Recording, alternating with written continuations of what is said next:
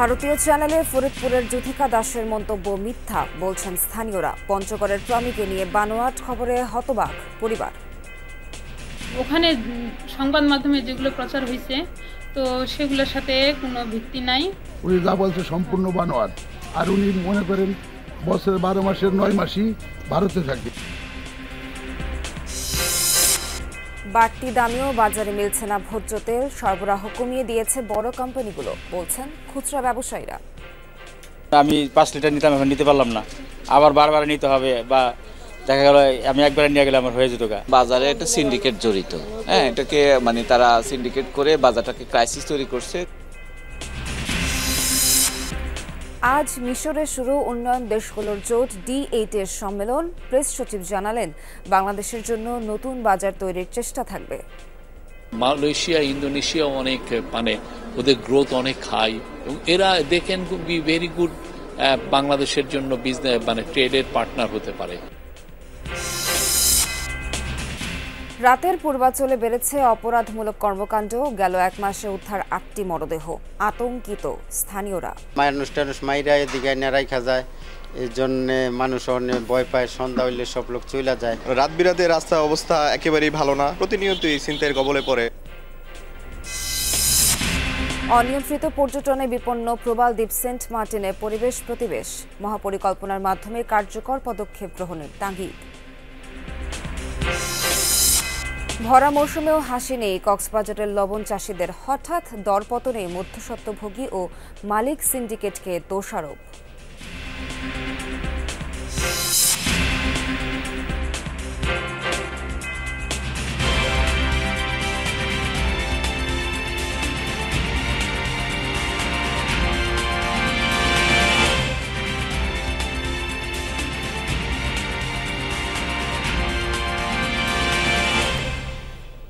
শুভ সকাল, স্বাগত সবাইকে। আমন্ত্রণ যমুনা নিউজে। এতক্ষণ শিরোনাম দেখছিলেন, বিস্তারিত খবর জানাবো নাবিলা সোহার। গুজব, অপপ্রচার থামছেই না ভারতীয় মিডিয়ার।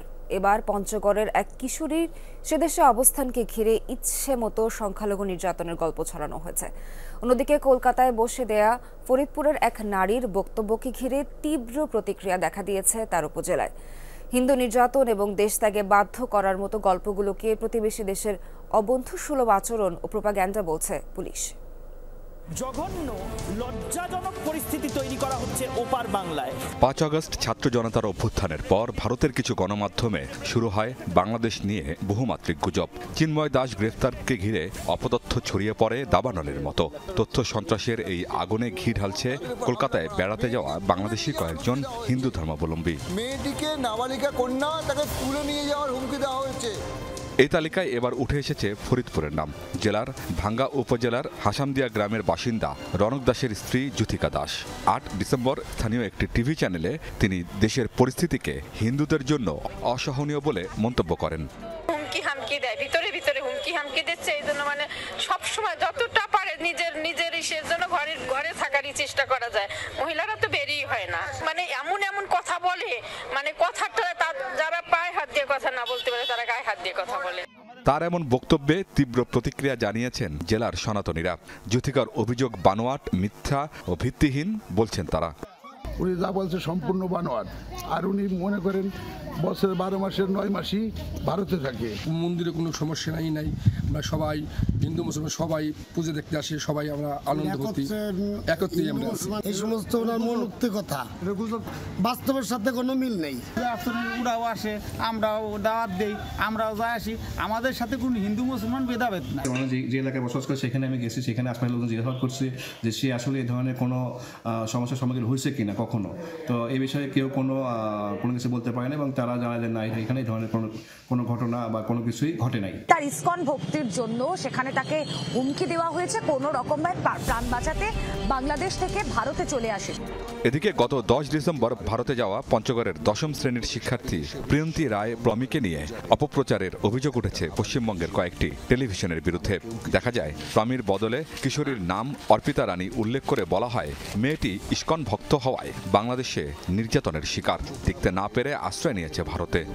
সম্মান বাঁচাতে, সম্ভ্রম বাঁচাতে তরুণী কন্যা, কিশোরী কন্যা পালিয়ে আসছে বাংলাদেশ ছেড়ে। পঞ্চগড় পৌর শহরে প্রমিদের বাড়ি। সেখানে গিয়ে দেখা মেলে প্রমির বাবা মায়ের। মেয়ের কোনো আনুষ্ঠানিক বক্তব্য ছাড়াই ভারতীয় মিডিয়ার একতরফা বয়ান আর মিথ্যাচারে হতবাক পরিবার ও প্রতিবেশীরা। আমার মেয়ে কোনো কথা বলেনি এবং সে ওখানে সংবাদ মাধ্যমে যেগুলো প্রচার হয়েছে তো সেগুলোর সাথে কোনো ভিত্তি নাই। বানোয়াট ভিত্তির কোনো ইয়ে নেই। আমরা বাংলাদেশে অনেক সুখে শান্তিতে আছি, কোনো হুমকি নেই, কোনো ইয়ে নেই। ইতিমধ্যে আমি একটি নিউজ পেলাম, যেটা হচ্ছে ভারতীয় নিউজে দেখলাম জয়দেবের মেয়ের অপহরণ ব্যাপারে। আমার পঞ্চগড় জেলার মধ্যে এই ধরনের কোনো ঘটনা ঘটেনি, আশা করি ভবিষ্যতেও ঘটবে না। আমরা হিন্দু না, আমরা হচ্ছে বাংলাদেশি। যেটা মিডিয়া আপনার প্রোপাগান্ডা যেটা ছড়িয়েছে এটা আসলে সত্য নয়। প্রশাসন বলছে গুজব আর অপপ্রচার চালিয়ে সহিংসতা সৃষ্টির ষড়যন্ত্র চলছে। মেয়ের বাবা মার বক্তব্য থেকে এটা স্পষ্ট যে তারা চিকিৎসার জন্য পাঠিয়েছে। তো যেহেতু এরকম একটা ভিডিও ভাইরাল হয়েছে, তাই মনে করি যে এটা দেশের বিরুদ্ধে একটা প্রপাগান্ডা। তার বাবার এবং মায়ের বক্তব্য গ্রহণ করা হয়েছে। তারা বলেছেন যে না, আমরা এখানে কোনো ধরনের হুমকির সম্মুখীন নই। আমরা এখানে অনেক আগে থেকে বসবাস করছি এবং শান্তিপূর্ণভাবেই অন্যান্য ধর্মাবলম্বীদের সাথে মিলেমিশে আমরা একত্রিত বসবাস করছি এবং আমার মেয়েটি বা আমরা কেউ স্কন্দের অনুসারী নই, আমরা সনাতনী ধর্মের অনুসারী। আমিন বাবু, যমুনা নিউজ। যশোরে ইসলামিক স্টেট বা আইএস সদৃশ পোশাক পরে স্টেজে বক্তৃতা দেওয়ার একটি ভিডিও ফুটেজ ভাইরাল সামাজিক যোগাযোগ মাধ্যমে। তবে ভিডিওটি একটি মাদ্রাসার মঞ্চ নাটকের দৃশ্য বলছেন আয়োজকরা। মাদ্রাসা কর্তৃপক্ষের দাবি, ক্লিপটির ভুল ব্যাখ্যা করা হচ্ছে সোশ্যাল সাইটে। ঘটনাস্থল পরিদর্শন শেষে বিষয়টি নিশ্চিত করেছে পুলিশ। সুসজ্জিত মঞ্চ, হাঁটু গেড়ে বসা গুটি কয়েক মানুষ, অস্ত্র সদৃশ বস্তু হাতে ইসলামিক স্টেট আইএসের মতন পোশাক পরা দুজন দাঁড়িয়ে মঞ্চে। তারই মাঝে আরবিতে বক্তব্য দিচ্ছেন সাদা পোশাক পরিহিত আরেকজন। এমন একটি ভিডিও ক্লিপ নিয়ে তোলপাড় সামাজিক যোগাযোগ মাধ্যম। ভিডিওটি সামাজিক মাধ্যমে ছড়িয়ে পড়ে বুধবার রাতে। এরপরই শুরু হয় নানা গুঞ্জন। কেউ বলেন আইএসের কবলে বাংলাদেশ, তো কারো জঙ্গিবাদের উত্থানে পিলে চমকে যাবার জোগাড়। কিন্তু আসলে ভিডিওটি কিসের? জানা যায় ভিডিওটি যশোর সদরের জামিয়া ইসলামিয়া মাদ্রাসার। কর্তৃপক্ষ জানায় 17 ও 18 ডিসেম্বর ছিল শিক্ষার্থীদের উদ্যোগে বার্ষিক অনুষ্ঠান। সেখানেই যেমন খুশি তেমন সাজো সেগমেন্টে ইসরায়েল ফিলিস্তিন অবস্থান তুলে ধরতে মঞ্চস্থ করা হয় নাটকটি। ইসরায়েলরা ফিলিস্তিনের উপর যে হামলা করেছে তার প্রতিবাদ করানোর জন্য একটুক মাত্র, এছাড়া তেমন কিছু না। কিন্তু এটাকে এক গোষ্ঠী বা সম্প্রদায় ভিন্ন খাতে প্রবাহিত করার জন্য এটা করেছে। ঘটনাস্থল পরিদর্শন করেছে পুলিশ। তদন্ত শেষে জানায় মঞ্চস্থ নাটকের ভুল ব্যাখ্যা করা হয়েছে সামাজিক যোগাযোগ মাধ্যমে। এই মাদ্রাসার 3 ছাত্র যারা যেমন খুশি তেমন সাজো এই প্রতিযোগিতার অংশ হিসেবে এটি অভিনয়ে অংশ নেয় এবং পরবর্তীতে ওই মাদ্রাসায় পুলিশ যে সরেজমিনে এই অস্ত্র সদৃশ দুটি বস্তু উদ্ধার করে এবং উদ্ধার করে সেটা জানা যায়, দেখতে পাওয়া যায় যে এটি ককশিট এবং কাঠের তৈরি একটি খেলনা। সামাজিক মাধ্যমে এডিট করে এ ধরনের ভুল তথ্য ছড়ানো খুবই সহজ, তাই নেটিজেনদের আরও সতর্ক হওয়ার পরামর্শ বিশেষজ্ঞদের। হুমায়ুন রশিদ, যমুনা নিউজ। লিটারে 8 টাকা বেড়েছে সয়াবিন তেলের দাম। ধারণা ছিল বাজারে বাড়বে সরবরাহ, কিন্তু পরিস্থিতি ঠিক উল্টো। আগে তেলের ঘাটতি থাকলেও এখন তা হয়েছে তীব্র, মিলছে না খুচরা পর্যায়ে। দোকানে দোকানে তেলের জন্য রীতিমতো হাহাকার। বাজারে তেল সরবরাহ কমিয়েছে কয়েকটি কোম্পানি। আমদানি পর্যায়ে নতুনভাবে কমানো হয়েছে শুল্ক কর। ভোক্তারা বলছেন, গুটি কয়েক ব্যবসায়ীর কবজা থেকে ভোগ্যপণ্যের বাজার উদ্ধার করতে হবে। রাজধানীর হাতিরপুল বাজারে রামির স্টোর। দীর্ঘদিন ধরেই এই দোকানে নেই পর্যাপ্ত সয়াবিন, এমন ফাঁকা থাকছে তেল রাখার জায়গা। সানফ্লাওয়ার এবং সরিষা তেলের যোগান তুলনামূলক কিছুটা থাকলেও নেই সয়াবিন তেল। চাহিদাপত্র নিচ্ছেন না ডিলার, বলছেন মিল পর্যায় থেকেই যোগান নেই। আমার তেল লাগে পার ডে 2 কার্টন। আমি সপ্তাহে যদি 2-3 কার্টন তেল পাই তাহলে তো আমার তেল সবসময় সংকট থাকবে। আর ডিলারে বললে ভাই কোম্পানি আমাদেরকে দিচ্ছে না, আমরা কি করব? এতটুকুর মধ্যে আমরা জানি। খুচরা কিংবা পাইকার সব পর্যায়েই তেলের সংকট।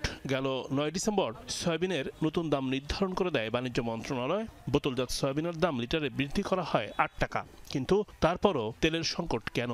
২৪ সাল কিংবা ২৩ সাল ২৫ সাল আপনি যেটি বলেন না কেন, আকাশ ছোঁয়া বেড়ে গেছে। ১ কার্টন তেল বেচলে দেখা গেল সামান্য ৮০-৯০ টাকা লাভ হয়, পণ্য দেয় প্রায় ৫,০০০ টাকা ১০,০০০ টাকার পণ্য যেগুলো চলে না এগুলো দেয়, তাইলে তো তৈল দেয়। শুধু এক কোম্পানি না, সব কোম্পানির একই সিস্টেম। আমদানির ক্ষেত্রে কয়েকটি ধাপে শুল্ক কমিয়েছে সরকার। দেশের বাজারে অপরিশোধিত ভোজ্য তেলের চাহিদা ২২ থেকে ২৩ লাখ টন, এর ৯০ ভাগই আমদানি নির্ভর। পরিবর্তিত এই সময়ে ৪টি কোম্পানি তেল আমদানি করলেও ২টি কোম্পানি এলসি খোলেনি। দাম বৃদ্ধির ক্ষেত্রে মজুদ সংকট বড় কারণ। তেলের বাজারে স্বস্তি চায় ভোক্তা। আমি ৫ লিটার নিতাম, এখন নিতে পারলাম না, আবার বারবার নিতে হবে, বা দেখা গেল আমি একবার নিয়ে গেলে আমার হয়ে যেত গা। বাজারে একটা সিন্ডিকেট জড়িত, হ্যাঁ, এটাকে তারা সিন্ডিকেট করে বাজারটাকে ক্রাইসিস তৈরি করছে। গভর্নমেন্টকে অবশ্যই এই ব্যাপারে নজরদারি এবং যারা ভোক্তাদের কাছে যেখানে গিয়ে সিন্ডিকেটগুলো রোধ করলেই বাজার মনিটরিং বাড়ানো উচিত।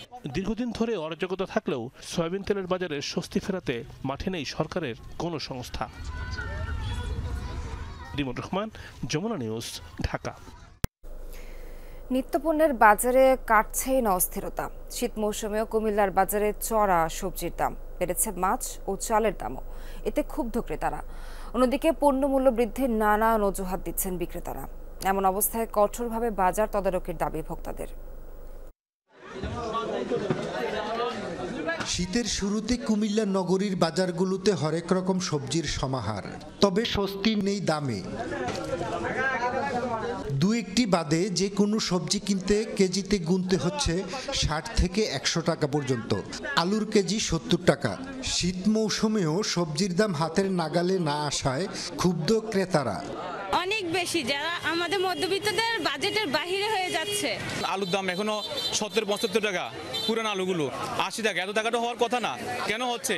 সিন্ডিকেটের কারণে হচ্ছে। সরকারের দাম কমাই দিত, তখন আমরা চলতাম পারি, আমরা বাঁচতাম পারি। জায়গা জায়গা আপনার কুয়াশা গাছ মরে যায়, এটা তো এসিডের মতো। একটু যা হইব কম বেশ অন্তত একটু দাম বাড়বো। আর ওদের থেকে কিনতে গেলে জিজ্ঞেস করি ভাই এটা কতটুকু আছে, ৬০ কেজি মাপে বুঝে দিবেন, কয় দেমো দরদাম ওই কইরে সাইডে আবার মাপ দিলে এবার ৫৯ কেজি, তো ভাই ৬০ কেজির পয়সা দিয়ে নিলেন, এরপরে কইতেছে নিতে হইব। অস্থির মাছের বাজারও ইচ্ছে মতো দাম হাঁকছেন বিক্রেতারা। দামের ঊর্ধ্বগতির জন্য নানান যুক্তি তাদের। খাদ্যের দাম বেশি, এ কারণে মাছের দাম বেশি। খাদ্যের দাম কমাতে পারলে মাছের দাম ইনশাল্লাহ কমবো। উৎপাদন কম হওয়ার কারণে দাম বেশি, আবার কিছুদিন পর আস্তে আস্তে কমে যাবে দাম। বেড়েছে সব ধরনের চালের দামও। বস্তা প্রতি বাড়তি গুনতে হচ্ছে ২০০ থেকে ৩০০ টাকা। মূল্য বৃদ্ধির জন্য পাইকাররা দোষছেন মিলারদের। আমি আগে যে চাল ৭০০ টাকা দিয়ে কিনতাম, এখন এই চাল হলো আপনার ৩,০৫০ টাকা। মেইন হলো যারা চাল প্রোটেকশন করে মিলের দিকে তো ফলো করলেই বোঝা যাবে যে বাজারটা কতটুকু কি হচ্ছে। নতুন চাল ১ থেকে ১৫০ টাকা বেড়েছে, আর পুরান মিনিগেট চাল যেগুলো অফ সিজন বৈশাখে আসে, এটা ধানের ক্রাইসিস আছে, এই জন্য বস্তা ২০০ টাকার মতো বেড়েছে। নিত্যপণ্যের বাজার স্থিতিশীল রাখতে সিন্ডিকেট ভাঙার বিকল্প নেই বলছেন ভোক্তারা। খোকন চৌধুরী, যমুনা নিউজ, কুমিল্লা। মিশরে শুরু হচ্ছে উন্নয়নশীল দেশগুলোর জোট D8 এর ১১তম শীর্ষ সম্মেলন। যোগ দিতে রাজধানী কায়রোয় জড়ো হয়েছেন সদস্য দেশগুলোর প্রতিনিধিরা। আজ অনুষ্ঠিত হবে মূল সম্মেলন। অংশ নিচ্ছে বাংলাদেশ, মিশর, Indonesia, Iran, Malaysia, Nigeria, Pakistan ও তুরস্কের নেতারা। এর আগে বুধবার কাউন্সিলের ২১তম অধিবেশনে যোগ দেন D8ভুক্ত দেশগুলোর পররাষ্ট্রমন্ত্রীরা। পারস্পরিক অর্থনৈতিক সহযোগিতা জোরদার এবং সদস্য দেশগুলোর মধ্যে টেকসই উন্নয়নের লক্ষ্যে অভিন্ন রূপরেখা তৈরি সম্মেলনের লক্ষ্য। আলোচনা হবে মধ্যপ্রাচ্য সহ আঞ্চলিক ও বৈশ্বিক সংকট নিয়ে। সদস্য দেশগুলোর অর্থনৈতিক উন্নয়ন, বাণিজ্যের সুযোগ বৃদ্ধি এবং জীবনযাত্রার মান উন্নয়নের লক্ষ্য নিয়ে ১৯৯৭ সালে প্রতিষ্ঠিত হয় D8 organisation for economic cooperation. উন্নয়নশীল দেশগুলোর জোট D8 এর এবারের সম্মেলন বাংলাদেশের জন্য বিশেষ গুরুত্ব বহন করে, এমনটা জানিয়েছেন প্রধান উপদেষ্টার প্রেস সচিব শফিকুল আলম। বুধবার কায়রোতে গণমাধ্যমকে তিনি জানান, বাংলাদেশের জন্য নতুন বাজার তৈরির চেষ্টা থাকবে এবার। পাশাপাশি তরুণদের জন্যও বিশেষ বার্তা দিবেন প্রধান উপদেষ্টা। এ সময় বেশ কয়েকটি বৈঠকের সম্ভাবনার কথাও জানান প্রেস সচিব। শীর্ষ সম্মেলনে যোগ দিতে বুধবার স্থানীয় সময় সকাল 11টায় কায়রো বিমানবন্দরে পৌঁছান প্রধান উপদেষ্টা প্রফেসর ডক্টর মোহাম্মদ ইউনুস। তাকে স্বাগত জানান মিশরের পাবলিক বিজনেস সেক্টর মন্ত্রী মোহাম্মদ শিমি। পরে মন্ত্রীর সঙ্গে সংক্ষিপ্ত বৈঠক করেন প্রধান উপদেষ্টা। এরপর প্রধান উপদেষ্টার সঙ্গে বৈঠক করেন মালয়েশিয়ার উচ্চশিক্ষা বিষয়ক মন্ত্রী ডক্টর জামরি আব্দুল কাদির। বাংলাদেশের নির্বাচন, রোহিঙ্গা সমস্যা সহ নানা গুরুত্বপূর্ণ বিষয় বৈঠকে আলোচনা হয় বলে জানান প্রধান উপদেষ্টার প্রেস সচিব। মালয়েশিয়ান একজন হায়ার এডুকেশন মিনিস্টার আসছেন, তার সাথে কথা বলেন। ওইখানে অনেক রিজিওনাল, অনেক বায়োলেটারাল আমাদের সাথে যে তাদের যে মিউচুয়াল ইন্টারেস্টের যে জায়গাগুলো আছে সেগুলো নিয়ে কথা হয়। রোহিঙ্গা ক্রাইসিস নিয়ে কথা হয়, আমাদের ইলেকশনের টাইমলাইন নিয়ে উনি ওদেরকে একটু কথাবার্তা বলেন। প্রেস সচিব জানান, যে প্রতিপাদ্য নিয়ে এবারের সম্মেলন সেই ক্ষুদ্র ও মাঝারি উদ্যোক্তা, আগামীর অর্থনীতিতে তরুণদের ভূমিকা সহ এ সংশ্লিষ্ট বিষয়ে গুরুত্বপূর্ণ বক্তব্য দেবেন প্রধান উপদেষ্টা। ইউথের ক্ষেত্রে ওনার ফোকাসটা হচ্ছে যে ইউথ ক্যান বি, মানে ওরা নিজেরাই জব ক্রিয়েটর হতে পারে। ওরা যে শুধু জবের পিছনে দৌড়াবে তা না, they can be a entrepreneur and they can create jobs. আর এসএমইর ক্ষেত্রে ওনার খুবই কথা হচ্ছে যে এসএমইতে বাংলাদেশ কেন সবারই প্রচুর স্ট্রেস বা ইমফোসিস দেওয়া উচিত, এই জন্য যে এটার ফলে এই এসএমইতে জবগুলো খুব বেশি তৈরি হয়। সম্মেলনের ফাঁকে ফাঁকে সাইডলাইনে বেশ কয়েকটি বৈঠকে অংশ নেবেন প্রধান উপদেষ্টা, যেখানে বাংলাদেশের স্বার্থ সংশ্লিষ্ট বিষয়ে আলোচনা হবে বলে জানান প্রেস সচিব। মালয়েশিয়া, ইন্দোনেশিয়া অনেক, মানে ওদের গ্রোথ অনেক হাই এবং এরা they can be very good বাংলাদেশের জন্য বিজনেস, মানে ট্রেডের পার্টনার হতে পারে। আমরা তো ট্র্যাডিশনালি আমাদের ফোকাস ছিল অলওয়েজ হচ্ছে ইউরোপিয়ান ইউনিয়ন নেশন বা ইউএস বা জাপান, অস্ট্রেলিয়া, কানাডা, এই দিকেই আমাদের, মানে আমরা যে পণ্য করতেছিলাম সেগুলোর বিক্রির জায়গাগুলো ছিল এইখানে। তা আমরা এখন আসলে নতুন মার্কেট খোঁজারও তো একটা চেষ্টা আছে। ইন্দোনেশিয়ার সভাপতিত্বে পরবর্তী ডিআইট সম্মেলন অনুষ্ঠিত হবে 2026 সালের 1 জানুয়ারি। রিয়াজ রায়হান, যমুনা নিউজ, ঢাকা। রাজধানীর পূর্বাঞ্চলে বেড়েছে অপরাধমূলক কর্মকাণ্ড। গেল 1 মাসে 8 জনের মরদেহ উদ্ধার হয়েছে। একদিনের ব্যবধানে মিলেছে কলেজ শিক্ষার্থী 2 বন্ধুর মরদেহ। মহাসড়কেও বেড়েছে ছিনতাই, ডাকাতি। আশপাশের বাসাবাড়িতে চলছে লুটপাট। এতে স্থানীয়দের পাশাপাশি আতঙ্কে ব্যবসায়ীরাও। পুলিশ বলছে নিরাপত্তা জোরদার করা হয়েছে।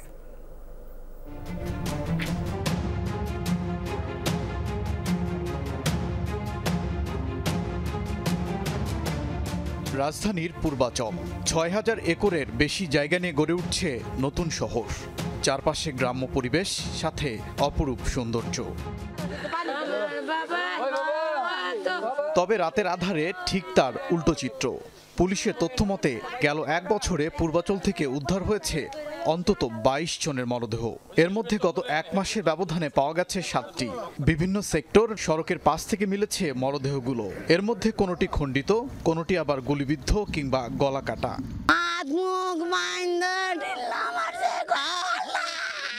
আমার এতিম ছেলে ছোটতে মানুষ করছে, আমি কষ্ট করে, আমি ফাঁসি চাই। মানুষ টানুষ মাইরা এদিকে রাইখা যায়, এই জন্য মানুষ অনেক ভয় পায়। সন্ধ্যা হইলে সব লোক চলে যায়। অপরাধ বেড়েছে পূর্বাচলের মহাসড়কেও। মাঝে মধ্যেই ঘটছে ছিনতাই, ডাকাতি। স্থানীয়দের বাড়িঘরেও হানা দিচ্ছে অপরাধীরা। লুটে নেওয়া হচ্ছে মালামাল সহ গরু, মহিষ। রেলওয়ে শহর থেকে কাঞ্চন পর্যন্ত, কাঞ্চন ব্রিজের আগ পর্যন্ত এই পুরো ইয়াটাই হচ্ছে মানে অনিরাপত্তাহীন। প্রাইভেট কার হঠাৎ করে চাপাই দেয়া ব্যাগ থাবা মেরা ব্যাগের কারা নিয়ে গেছে, কিন্তু ব্যাগ নিতে পারে না। মেয়েটা ব্যাগ ছাড়ে। আগে ছিল 100-150 করে ফ্যামিলি, এখন হলো সর্বোচ্চ ফ্যামিলি হলো 10 জন থেকে 5 জন বা 15 জন, এর বেশি ফ্যামিলি নাই। এখন আতঙ্ক তো অবশ্যই আমরা আছি। 300 ফিট সড়ক, পার্ক, রিসোর্ট সহ নানা ধরনের বিনোদন কেন্দ্র গড়ে উঠেছে পূর্বাচলে। সেখানে প্রতিদিনই ভিড় জমান দর্শনার্থীরা। কর্মসংস্থান সৃষ্টি হয়েছে অনেকের। নতুন শহরে সিসি ক্যামেরা স্থাপনের পাশাপাশি নিরাপত্তা ব্যবস্থা জোরদারের দাবি স্থানীয়দের। প্রত্যেকটা লোক অনিরাপদ। রাত বিরাতে রাস্তার অবস্থা একেবারেই ভালো না। আমরা তো দেখে আসছি যে এই বাহিরের লোক যারা পর্যটক হিসেবে এখানে আসে প্রতিনিয়তই ছিনতাইয়ের কবলে পড়ে। মেয়েরাও অনেক সময় বলতেছে যে আমি রাস্তাঘাটে ইপটিজিং এর শিকার অহরহই হচ্ছি। সিকিউরিটি বাড়ানো হয় সরকারের পক্ষ থেকে, তাহলে হয়তো আশা করি আমাদের এই এলাকাটা পূর্বের মতো আবার এই পূর্বের চেহারায় ফিরে আসবে। পুলিশ বলছে পূর্বাচলে ক্যাম্প ও চেকপোস্ট বসানো হয়েছে, জোরদার করা হয়েছে টহলও।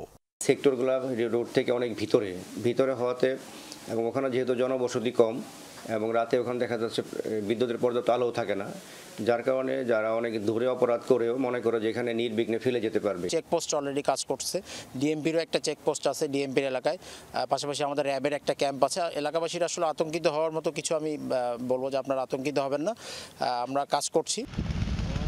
2017 সালে পূর্বাচলের 5 নম্বর সেক্টরে লেকে মিলেছিল 21 বস্তা আগ্নেয়াস্ত্র। ওবায়দুর রহমান, যমুনা নিউজ। ফান্ডের অর্থ আত্মসাৎ সহ নানা অনিয়মে কুড়িগ্রাম হোমিওপ্যাথিক মেডিকেল কলেজ হাসপাতাল মাসের পর মাস বেতন না পেয়ে অভিযোগ করায় বরখাস্ত হয়েছেন অনেকে। ভোগান্তিতে দিন কাটছে শিক্ষক, কর্মকর্তা, কর্মচারীদের। দ্রুত সমস্যা সমাধানের প্রত্যাশা তাদের।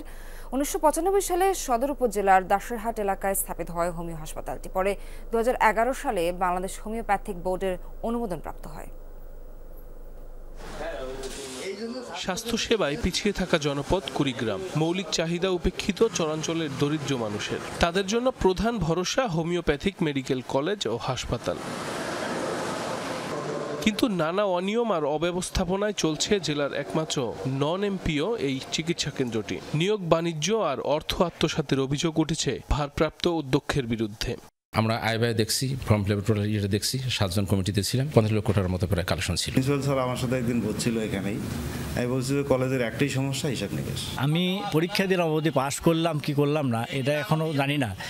এর মধ্যেই উনি আমার কাছ থেকে এই 6100 টাকা নিয়ে নিছেন। প্রতি বছর স্বাস্থ্য অধিদপ্তর থেকে অনুদান আসলেও 3 বছর ধরে শিক্ষক, কর্মকর্তা, কর্মচারীদের বেতন ভাতা বন্ধ। প্রতিবাদ করায় বরখাস্ত হতে হয়েছে কয়েকজনকে। বোর্ড থেকে আমরা কিছু বেতন ভাতা পাই, সেটা হলো 50% বেতন ভাতা পাই, আর কলেজ থেকে আমাদের দেওয়ার কথা মানে 20%, এখন বর্তমান 20% চলছে। সেই 20% বেতনে আমাদের টিচারদের আসে 2700, 2800, কারো 3500, 3200। এই বেতনটা 48 মাস থেকে বাকি। বোর্ডের মধ্যে টিচার আছি আমরা 15 জন এবং স্যার যেখানে দেখাচ্ছে 17 জন। 17 জনের মধ্যে 2 জনকে আমি নিয়োগপ্রাপ্ত হই 2011 সালে, প্রবাসী হিসেবে আসি 2021 সালে। আসার পরে 2 জনকে এ পর্যন্ত আমি দেখিনি। অর্থ আত্মসাতের অভিযোগ অস্বীকার করে নিজের পক্ষে সাফাই গাইলেন ভারপ্রাপ্ত অধ্যক্ষ ইয়াকুব আলী। পরীক্ষা দিতে আসছে তাদেরকে বলা হয়েছে যে আপনারা পরীক্ষা 2-1 মাসের বেতন দেন, আপনার ভর্তির সাথে এটা অ্যাডজাস্ট হয়ে যাবে। নিয়ম এরকম নিয়ম আছে। 1 বছর কোনো কালেকশন হয় না, যাবতীয় ফি আমি বহন করছি। এই টাকাগুলো নেওয়ার পরে দেখা যায় ব্যাংকে কোনো টাকা রাখার সিস্টেম নেই। অনিয়মের বিষয়ে জেলা প্রশাসনে একাধিকবার অভিযোগ করেছেন সেবা প্রত্যাশীরা। এসব বিষয়ে জানতে গেলে ক্যামেরায় কথা বলতে রাজি হননি জেলা প্রশাসক। সাইফ আহমেদ, যমুনা নিউজ। দক্ষিণ আফ্রিকা থেকে উল্লেখযোগ্য হারে দেশে রেমিটেন্স পাঠিয়েছেন প্রবাসী বাংলাদেশিরা। বিশ্ব অভিবাসী দিবসে যমুনা টেলিভিশনকে দেওয়া সাক্ষাৎকারে কথা বলেছেন সে দেশে নিযুক্ত বাংলাদেশি রাষ্ট্রদূত শাহ আহমেদ শফি। বলেন, করোনাকালে দেশটি থেকে রেকর্ড রেমিটেন্স গেছে বাংলাদেশে। তিনি আরও বলেন, আগামী জানুয়ারি মাসের মধ্যে পাসপোর্ট চালুর চেষ্টা করছে মিশন। এক্ষেত্রে সংশ্লিষ্ট কর্তৃপক্ষের সহযোগিতা কামনা করেন তিনি। এ সময় জুলাই আগস্টের ছাত্র জনতার আন্দোলনে অসামান্য ভূমিকা রাখায় যমুনা টেলিভিশনকে ধন্যবাদ জানান রাষ্ট্রদূত।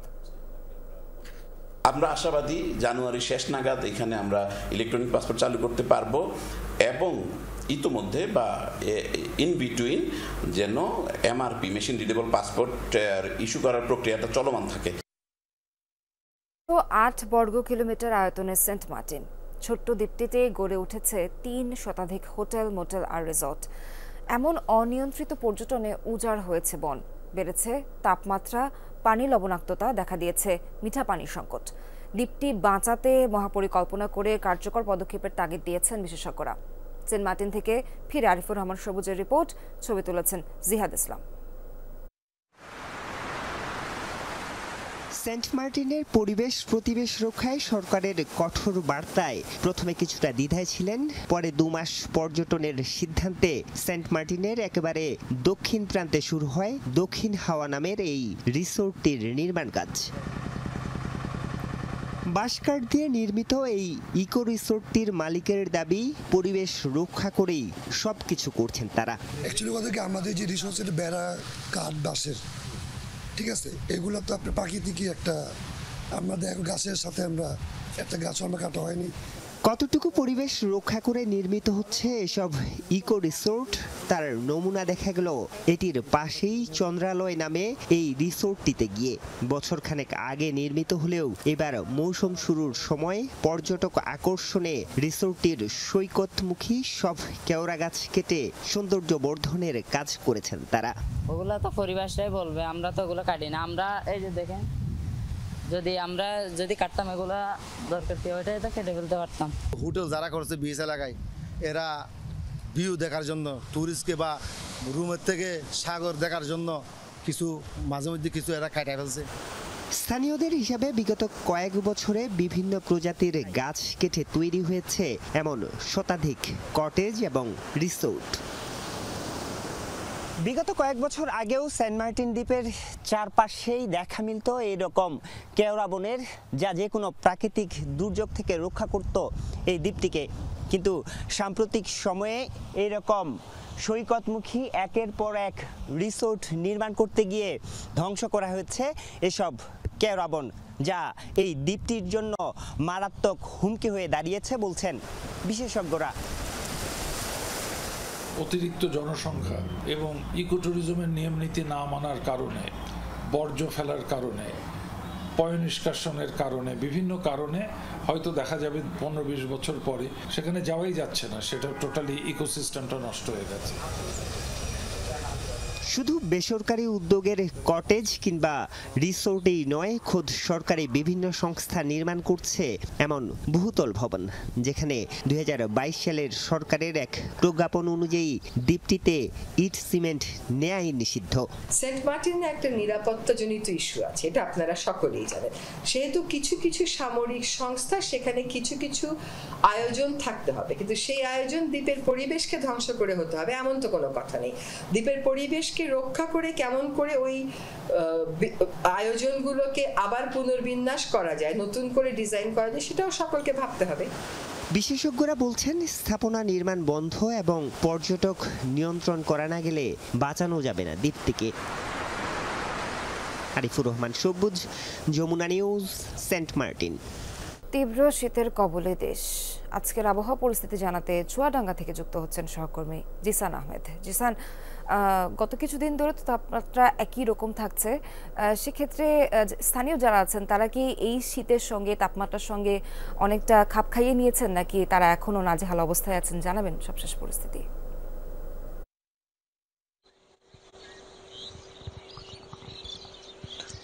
সোহার, এই সপ্তাহের শুরুর 3 দিন চুয়াডাঙ্গা শৈত্যপ্রবাহের কবলে পড়েছিল এবং পরবর্তী 3 দিন কিন্তু তাপমাত্রার কিছুটা উন্নতি হয়েছে। গত 3 দিন আমরা যেটা দেখছি যে চুয়াডাঙ্গার তাপমাত্রা 10 থেকে 11 ডিগ্রির ঘরে বিরাজ করছে এবং আজ সকাল 6টায় স্থানীয় আবহাওয়া অফিস তাপমাত্রা রেকর্ড করেছে 11.8 ডিগ্রি সেলসিয়াস। যদিও সকাল 9টায় সে তাপমাত্রা কিছুটা হ্রাস পেতে পারে। এই তাপমাত্রা বাড়ার যে কারণ কিংবা পূর্বাভাসে যেটা বলছে আবহাওয়া অফিস, যে আগামীকাল শুক্রবার থেকে পরবর্তী 72 ঘন্টায় চুয়াডাঙ্গায় একটি বৃষ্টির পূর্বাভাস রয়েছে। এই বৃষ্টির কারণে যেহেতু আকাশে মেঘ জমেছে, যার ফলে তাপমাত্রা কিছুটা বেড়েছে। কার্যত তাপমাত্রা বাড়লেও কিন্তু আসলে শীতের অনুভূতি সেই অর্থে কমেনি। আমরা দেখেছিলাম যে সকাল থেকে সাধারণ মানুষ যারা রয়েছে তারা ঘর থেকে বাইরে বের হয়েছে এবং তারা আসলে শীতের কাছে হার মানছে এক প্রকার, কেননা উত্তর থেকে বয়ে আসা কনকনে ঠান্ডা বাতাস এই অঞ্চলের জনপদকে একেবারে বিপর্যস্ত করে তুলছে। একই সাথে সন্ধ্যার দিকেও কিন্তু আসলে শীতের অনুভূতি আরো বাড়ছে কয়েক গুণে। দিনের বেলায় সূর্যের দেখা মিললে কিছুটা নিস্তার পাওয়া যাচ্ছে শীত থেকে। একই সাথে কিন্তু খোলা আকাশের নিচে যারা রয়েছে ভাসমান মানুষ, অসহায় মানুষ, সেসব মানুষের শীতার্ত অবস্থা আসলে ভাষায় অবর্ণনীয়, কেননা তারা একেবারে খোলা আকাশের নিচে রাত যাপন করছেন, শীতে তাদের হাড় কাঁপছে। একই সাথে কিন্তু এই শীতের কারণে যেরকম শ্রমজীবীরা বিপাকে পড়েছেন, তেমনি শিশু এবং বৃদ্ধরাও নানা ধরনের শীতজনিত রোগে আক্রান্ত হচ্ছেন এবং তারা চুয়াডাঙ্গা সদর হাসপাতাল সহ বিভিন্ন চিকিৎসা কেন্দ্রে কিন্তু চিকিৎসা নিয়েছেন। দেখেছিলাম যে চুয়াডাঙ্গা সদর হাসপাতাল সহ বিভিন্ন উপজেলা স্বাস্থ্য কমপ্লেক্সগুলোতে শীতজনিত রোগের চাপ বেড়েছে এবং চিকিৎসকরা কিন্তু নানা ধরনের পরামর্শ দিচ্ছেন। বিশেষ করে শিশুদের ক্ষেত্রে কিন্তু আসলে এই শীত থেকে রক্ষা পাওয়ার জন্য কিংবা শীতের রোগবালাই থেকে রক্ষা পাওয়ার জন্য কিন্তু নানা ধরনের পরামর্শ অব্যাহত রেখেছেন। একই সাথে কিন্তু কৃষি কাজ করতে গিয়েও কৃষকরা নানা ধরনের বাধার মুখে পড়ছেন। করছেন। যদিও এই তীব্র শীতের আগাম কোনো সতর্ক বার্তা এখনো পর্যন্ত কৃষি অফিস দেয়নি কৃষকদেরকে, যার ফলে তারা সেই সনাতন পদ্ধতিতেই তাদের যে কৃষিকাজ সেই কৃষিকাজ চালিয়ে নিয়ে যাচ্ছেন। তবে শীতের কাছে কিন্তু আসলে যেহেতু তারা ভোর থেকে মাঠে যান, কাজ করেন, শীতের কাছে তাদের অনেকটাই হার মানতে হচ্ছে, তাদের দৈনন্দিন কার্যক্রম অনেকটাই ব্যাহত হচ্ছে। বলা যায় যে শীতের কারণে শ্রমজীবী মানুষ যারা রয়েছে, সাধারণ মানুষ যারা রয়েছে, সবারই কিন্তু আসলে দৈনন্দিন জীবনে একটি ভাটা পড়েছে। আবহাওয়া অফিসের যে পূর্বাভাস, আগামীকাল থেকে বৃষ্টি হতে পারে। যদি চুয়াডাঙ্গায় বৃষ্টি হয় সেক্ষেত্রে আসলে শীতের দুর্ভোগ বাড়বে আরো কয়েক গুণে। একই সাথে কিন্তু এই শীত বিবেচনায় চুয়াডাঙ্গায় সরকারিভাবে 10,000 পিস কম্বল শীতবস্ত্র হিসাবে সরকারি ত্রাণ তহবিল থেকে বরাদ্দ পাওয়া গেছে এবং যেগুলো চুয়াডাঙ্গার 4টি উপজেলায় বিতরণ করা হয়েছে। একই সাথে কিন্তু আরো চাহিদা অনুযায়ী শীতবস্ত্র পাওয়া যাবে বলে জানিয়েছে জেলা প্রশাসক। সোহার জিসান জানাচ্ছিলেন তাপমাত্রা কিছুটা বাড়লেও শীত কমার তেমন কোনো সম্ভাবনা নেই। ধন্যবাদ আপনাকে। ভরা মৌসুমেও হাসি নেই কক্সবাজারের লবণ চাষিদের মুখে। লবণের হঠাৎ দরপতনে তারা বিপাকে। মাঠ পর্যায়ে উৎপাদনের যে খরচ তাও উঠে আসছে না, ফলে বড় অঙ্কের লোকসানের শঙ্কায় চাষিরা। দরপতনের জন্য মধ্যস্বত্বভোগী ও মিল মালিক সিন্ডিকেটকে দুষছেন তারা। কক্সবাজারে লবণ উৎপাদনের মৌসুম শুরু হয়েছে 2 মাস আগে। কামলা, পলিথিন ও পানি সহ আনুষঙ্গিক খরচ অন্যান্য বছরের চেয়ে বেশি বলছেন চাষিরা। তার উপর মৌসুমের শুরুতেই লবণের দরপতনে লোকসানের শঙ্কায় তারা।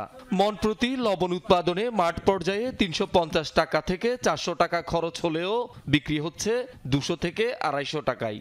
1 কেজি পেঁয়াজ কিনা পরে 110 টাকা, 1 কেজি সম 220 না 200 টাকা কিনা পরে তারা 60 টাকা 290 টাকা করে ফুটে গড়াইলার বেতন মানে ফসে যায় এখন তো সমাজ লাখি দিবে 1,40,000 60 টাকা যদি বেশি দেরে আমার তাহলে আর 60 টাকা তো নিচে জায়গা দিয়ে আর না পারে।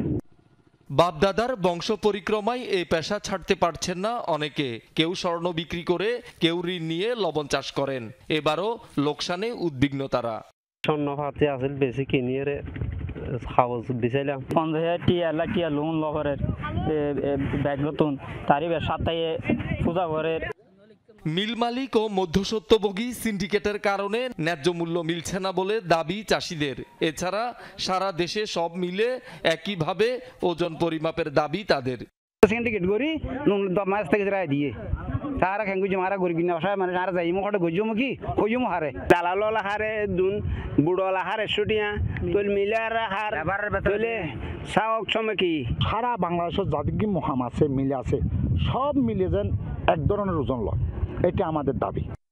বিসিকের তথ্য মতে চলতি মৌসুমে এ পর্যন্ত 18,500 টন লবণ উৎপাদন হয়েছে, যা গত বছরের তুলনায় বেশি। চাষিরা যখন লবণ বিক্রি করবে বা ডিলাররা যখন চাষিদের কাছ থেকে যখন ক্রয় করবে, আমাদের অফিসাররা যেন এটা নিবিড়ভাবে মনিটরিং করে যে চাষিরা প্রতারিত হচ্ছে কিনা বা ঠকছে কিনা সেটা যেন নিবিড়ভাবে দেখে। শহীদুল সুমন, যমুনা নিউজ। ভারতের মুম্বাইয়ে একটি যাত্রীবাহী ফেরি ও স্পিড বোটের সংঘর্ষে কমপক্ষে 13 জনের মৃত্যু হয়েছে। ভয়াবহ ওই নৌ দুর্ঘটনায় জীবিত উদ্ধার করা হয়েছে 100 জনকে। বুধবার স্থানীয় সময় বিকেলে মুম্বাইয়ের গেটওয়ে অফ ইন্ডিয়া থেকে এলিফ্যান্টা দ্বীপের দিকে যাচ্ছিল নীলকমল নামের ফেরিটি। সে সময় ভারতীয় নৌবাহিনীর একটি স্পিড বোটের ইঞ্জিন ট্রায়াল চলছিল। প্রত্যক্ষদর্শীরা জানিয়েছেন হঠাৎ যান্ত্রিক ত্রুটির কবলে পড়ে স্পিড বোটটি। নিয়ন্ত্রণ হারিয়ে ধাক্কা দেয় ফেরিকে। ফেটে গিয়ে পানি ঢুকতে শুরু করে নৌযানটিতে। এক পর্যায়ে উল্টে যায় সেটি। স্থানীয় মাছ ধরার লঞ্চ, নৌসেনার 11টি বোট ও 4টি হেলিকপ্টার নিয়ে দ্রুত শুরু হয় উদ্ধার অভিযান। যোগ দেয় কোস্ট গার্ড ও মেরিন পুলিশ। নিহতদের মধ্যে ভারতের 3 নৌসেনাও রয়েছে। দুর্ঘটনায় শোক প্রকাশ করেছেন ভারতের প্রধানমন্ত্রী নরেন্দ্র মোদী।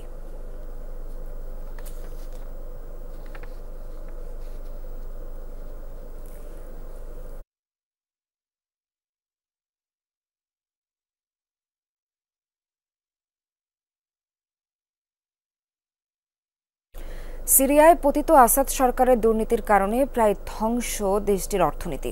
ব্যাংকগুলোয় আশঙ্কাজনক হারে দেখা দিয়েছে নগদ অর্থের সংকট।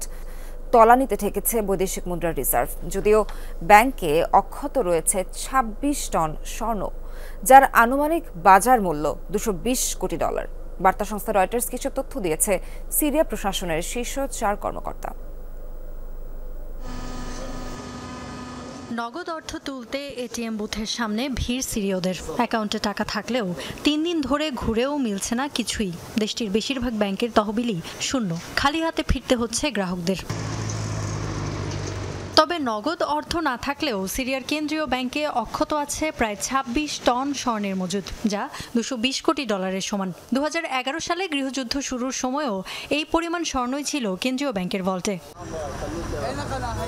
বার্তা সংস্থা রয়টার্সের তথ্য অনুযায়ী এই 26 টন স্বর্ণ ছাড়া বর্তমানে সিরিয়ার বৈদেশিক মুদ্রার রিজার্ভ মাত্র $20 কোটি মতো।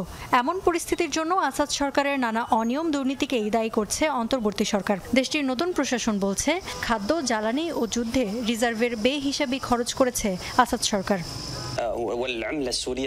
সিরিয়ার বৈদেশিক মুদ্রার রিজার্ভ খুবই সামান্য, ধস নেমেছে মুদ্রার মানেও। যুদ্ধের সময় তো $1 বিপরীতে সিরীয় পাউন্ডের মূল্য হয়েছিল 30,000 থেকে 40,000 পর্যন্ত।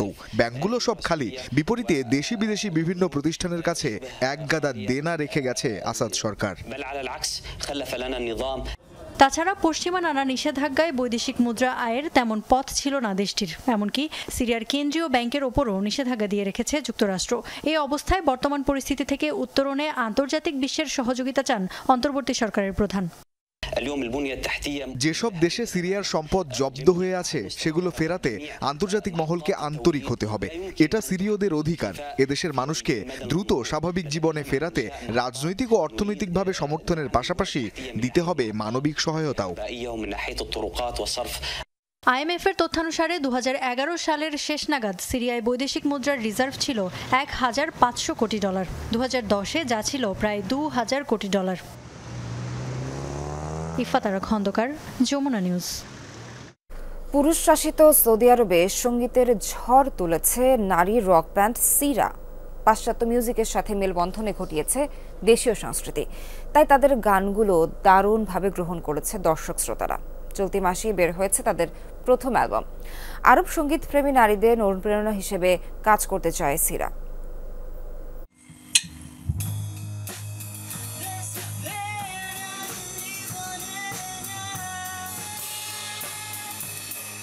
আন্ডারগ্রাউন্ড ব্যান্ড হিসেবে শুরুটা হয়েছিল রিয়াদের একটি গ্যারেজে, সেখানেই প্রথম পারফর্ম করা।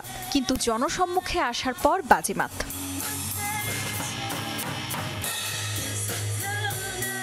বলছি সৌদি মেয়েদের ব্যান্ড সিরার কথা।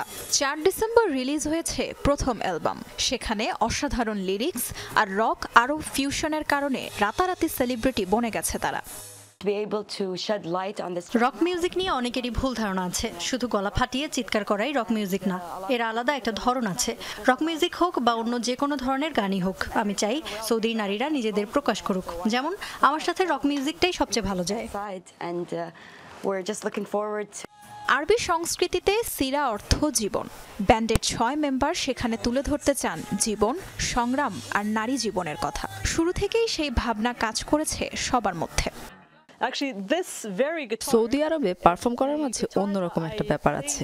এখানকার মানুষরা অতি উৎসাহী, যেন ওরা বিশ্বাসই করতে পারে না এইভাবেও গান করা সম্ভব। আরবের ঐতিহ্যবাহী নিকাব পরেই ড্রাম বাজান থিং। জানিয়েছেন সৌদি আরবের নারীদের সঙ্গীতের প্রতি আগ্রহ তৈরি করতে চান তিনি। সৌদি আরবের প্রত্যেক নারী যাদের সঙ্গীতের প্রতি ভালোবাসা আছে তাদের বলতে চাই, এই গভীর আসক্তিকে হারাতে দিয়েন না। গানের বিভিন্ন ধরন আছে, অবশ্যই কিছু না কিছু করতে পারবেন। সিরাই প্রথম না। সৌদি আরবে 2008 সালে দ্য অ্যাকোলেট নামের আরও একটি নারী রক ব্যান্ড ছিল, যদিও তাদের শুধুমাত্র আন্ডারগ্রাউন্ডেই পারফর্মের অনুমতি মিলেছিল। এবার সিরা জনসম্মুখে পারফর্মের অনুমতি পেয়েছে। সম্প্রতি সৌদির কঠোর ইসলামিক শাসন ব্যবস্থায় এসেছে বিভিন্ন পরিবর্তন, বিশেষ করে নারীদের অধিকারের ব্যাপারে, যাতে অগ্রণী ভূমিকা রেখেছেন সৌদি বাদশাহ সালমান বিন আব্দুল আজিজ এবং crown prince Mohammed bin Salman. এরই প্রেক্ষিতে 2018 সালে আরব নারীরা পান ড্রাইভিংয়ের অনুমতি। তাজরিয়ান সোবহান, যমুনা নিউজ। আপনারা দেখছেন Jamuna News. Mexican club Pachuca এফসিকে 3-0 গোলে হারিয়ে ফিফা ইন্টারকন্টিনেন্টাল কাপের শিরোপা জিতল রিয়াল মাদ্রিদ, যা চলতি বছরে ক্লাবটির 5ম শিরোপা। ইউরোপিয়ান ক্লাব ফুটবলের খবর। ক্রিস্টাল প্যালেসকে 3-2 গোলে হারিয়ে ইংলিশ লিগ কাপের সেমিফাইনাল নিশ্চিত করেছে আর্সেনাল। হ্যাট্রিক করেছেন গ্যাব্রিয়েল হেসুস। শেষ আটের অপর ম্যাচে সাউদাম্পটনকে 2-1 গোলে হারিয়ে শেষ 4-এর টিকিট কেটেছে লিভারপুল। এদিকে লিগ 1-এ মোনাকোর বিপক্ষে 4-2 গোলের বড় জয় পেয়েছে পিএসজি। পারফরম্যান্সের পর আইসিসি থেকে সুখবর পেলেন শেখ মেহেদী। টি-20 বোলারদের র্যাঙ্কিংয়ে 18 ধাপ এগিয়েছেন এই টাইগার স্পিনার। টানা 2 ম্যাচ জিতে এরই মধ্যে সিরিজ নিশ্চিত করেছে টাইগাররা, যেখানে বল হাতে দলের সেরা পারফর্মার শেখ মেহেদী হাসান। সিরিজের প্রথম ম্যাচে 4 ওভারে 13 রান দিয়ে 4 উইকেট পেয়েছিলেন তিনি। তার এমন বোলিংয়ে 147 রানের পুঁজি নিয়েও ম্যাচ জিতেছিল বাংলাদেশ। দ্বিতীয় ম্যাচে 20 রান খরচায় 2 উইকেট পেয়েছেন এই অফ স্পিনার। আইসিসি টি-20 বোলারদের র্যাঙ্কিংয়ে মেহেদীর অবস্থান এখন 23 নম্বরে। প্রথমবার টি-20 বোলারদের র্যাঙ্কিংয়ে শীর্ষস্থানে উঠে এসেছেন ওয়েস্ট ইন্ডিজের আকিল হোসেন। লিটনের অফ ফর্ম নিয়ে দুশ্চিন্তার কারণ দেখছেন আব্দুর রাজ্জাক। উইন্ডিজ সিরিজে ভালো করা শামীম পাটোয়ারিকে নিয়ে এই নির্বাচক বলেছেন, ক্যারিয়ারের শুরুর দিকে অতিরিক্ত প্রত্যাশার চাপে ব্যর্থ হন তিনি। সাকিবের জায়গা হুট করে পূরণ না হলেও এনসিএল থেকে কিছু তরুণ দ্রুত উঠে আসবে বিশ্বাস আব্দুর রাজ্জাকের। ওয়ানডে সিরিজে ধবলধোলাই হওয়ার পর ক্যারিবিয়ান দ্বীপে টি-20 সিরিজে বাজিমাত করেছে বাংলাদেশ। 1 ম্যাচ হাতে রেখে ওয়েস্ট ইন্ডিজের বিপক্ষে সিরিজ নিশ্চিত করেছে টাইগাররা। এবার স্বাগতিকদের হোয়াইট ওয়াশ করে প্রতিশোধ নেবার সুযোগ দলের সামনে। তবে ম্যাচ জিতলেও আরও একবার দলের হতশ্রী ব্যাটিং। শেষ দিকে শামীম পাটোয়ারির বিপর্যয় সামলানো ইনিংস। 17 বলে 35 রানের এক ক্যামিওতে দলকে এনে দেন চ্যালেঞ্জিং সংগ্রহ। 2 ম্যাচেই ছন্দে থাকা শামীমকে প্রশংসায় ভাসালেন নির্বাচক আব্দুর রাজ্জাক। সেই সাথে জানান, ক্যারিয়ারের শুরুর দিকে প্রত্যাশার চাপই ছিল তার ভেঙে পড়ার কারণ। আমরা আসলে অল্প সময়ের মধ্যে অনেক বেশি আশা করে ফেলছিলাম ওর উপর। ওই সময় এটাও একটা প্রেশারে ছিল, যে কারণে ওই সময় খুব একটা ভালো হয়নি এবং ও এটা ইমপ্রুভ করেছে। আমার কাছে মনে হয় যে এখন মোটামুটি সে মানে প্রপার রেডি ইন্টারন্যাশনাল ম্যাচের জন্য। জিতলেও বারবারই ফুটে উঠেছে দলের ব্যাটিং ব্যর্থতা। বিশেষ করে লিটনের হতশ্রী ব্যাটিং জন্ম দিচ্ছে সমালোচনার। যদিও লিটনের ব্যাটিং নিয়ে দুশ্চিন্তা না করার কথা বলেছেন রাজ্জাক। রান না করলে ও বুঝতেছে, ওকে আমার আসলে বলার কিছু নাই যে আমি কিন্তু খুশি না, বা রান না করলে যদি ও অনেকদিন রান না করে ও নিজেই অখুশি থাকবে। আমি কি অখুশি হব? তো নিজে অখুশি হওয়ার তার থেকে আর বড় কি হতে পারে? দল যেখানেই খেলুক আসে সাকিব প্রসঙ্গ। সাকিবের জায়গা হুট করে পূরণ সম্ভব না হলেও এনসিএল থেকে দ্রুত সময়ে ভালো প্লেয়ার উঠে আসবে বিশ্বাস বিসিবির এই নির্বাচকের। সাকিব 20 বছর ধরে ন্যাশনাল টিমে খেলার পর সাকিব যখন চলে যাবে, আপনি একদম সাকিবের জায়গায় একটা প্লেয়ার পাওয়া এটা ডিফিকাল্ট। তো ওদেরও একটু টাইম দিলে আমি শিওর যে ওরা আরও কম সময়ে চলে আসবে, এতটুকু আমি বলতে পারি এখন যাদের আমি দেখছি। খারাপ সময় কাটিয়ে দল যে মোমেন্টাম পেয়েছে সেটা এখন ধরে রাখবে প্রত্যাশা আব্দুর রাজ্জাকের। হাসান আল মারুফ, যমুনা স্পোর্টস, সিলেট। দর্শক, এই ছিল এখনকার মতো আমার কাছে। ঠিক 9টায় যমুনা নিউজ নিয়ে আবারও আসছি, দেখার আমন্ত্রণ রইল।